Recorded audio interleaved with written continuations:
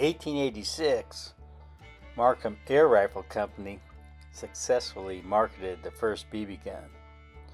Eventually, the Markham King was taken over by Daisy.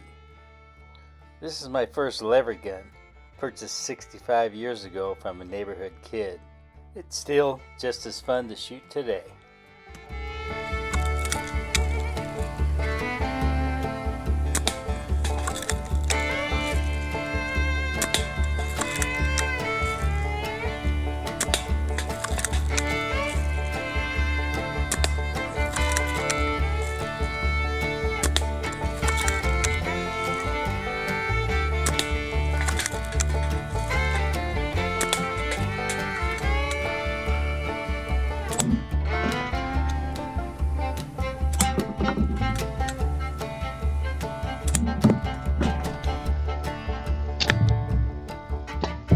Another milestone in that year was the introduction of the Model 1886 Winchester lever-action rifle.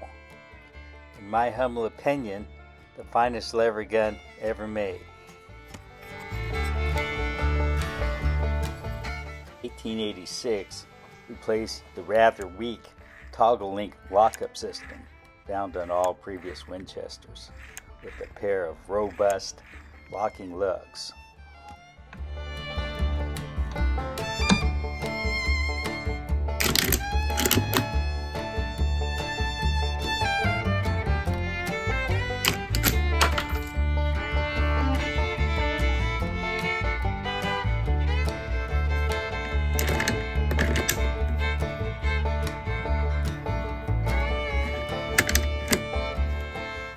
See, the 86's locking system has a resemblance to the Sharp's.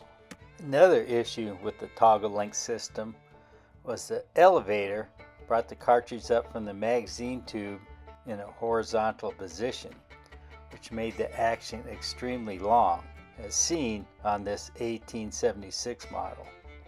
On the 86, the lifter brought the cartridge up at an angle, making the action more compact.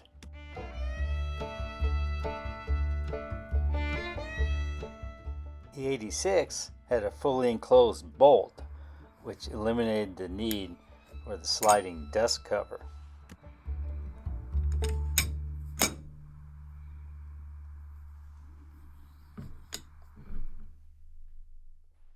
It also had a self-contained elevator system, so there was no worry of dust and debris entering the action. This rifle was manufactured in 1891. Winchester purchased the patent rights on this rifle from John Moses Browning. Some of the early guns were marked on the top barrel flat, Browning Brothers, Ogden, Utah Territory, and sent to Browning as partial payment on the contract. Standard barrel length was 26 inches. This one is fitted with a 28-inch barrel.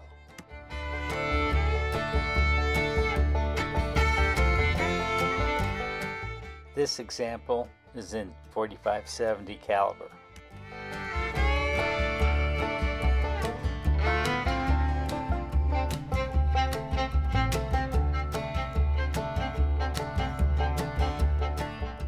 The bottom of the bolt retracts only when the gun is in full lockup to prevent the rifle from firing out of battery. The Model 1886 came in an array of cartridges, mostly based off the .45-70 case. A few years back, a wildfire burned through the property, exposing artifacts from who had passed this way. This spent .40-82 case was undoubtedly fired from an 1886 Winchester. Oliver Winchester was not a gun guy, but a shirt manufacturer and a savvy businessman. He was the biggest stockholder in the 1855 Volcanic Repeating Arms Company. The Volcanic was more of a concept than a viable firearm. In 1856, the firm went bankrupt, and Oliver purchased the remaining assets, then reorganized the company into the New Haven Arms Company. Employee Benjamin Tyler Henry perfected a .44 caliber rimfire cartridge and a repeating rifle to use it. That was years ahead of its time. Eventually, Henry and Winchester parted ways over wage disputes and Oliver's insistence on innovation to keep the company viable, while Henry insisted his rifle was perfect and could not be improved. Winchester made slight improvements to the later models and changed the company name to Winchester Repeating Arms Company in 1866. Winchester needed a new gun that could fire the new high-powered centerfire cartridges to appeal to the Western trade, and came out with the Model 1876, which pushed the boundaries of the toggle-link system. The 76 was a huge, heavy gun and still could not accommodate the Holy Grail, the 4570 government cartridge.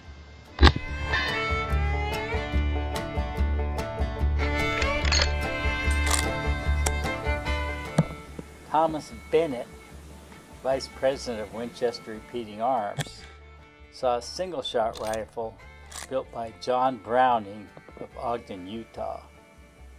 He was so impressed, he immediately made his way west in 1883 to secure the patent rights. While there, he was shown a prototype of a new kind of lever-action rifle that would become the Model 1886. For 19 years, Winchester bought exclusive rights to all of Browning's designs, even if they didn't plan to develop them, just to deny them to the competition. Winchester produced 160,000 Model 1886s into the mid-1930s. The action was so strong, there were no issues transitioning from black powder to the new high-pressure smokeless powder.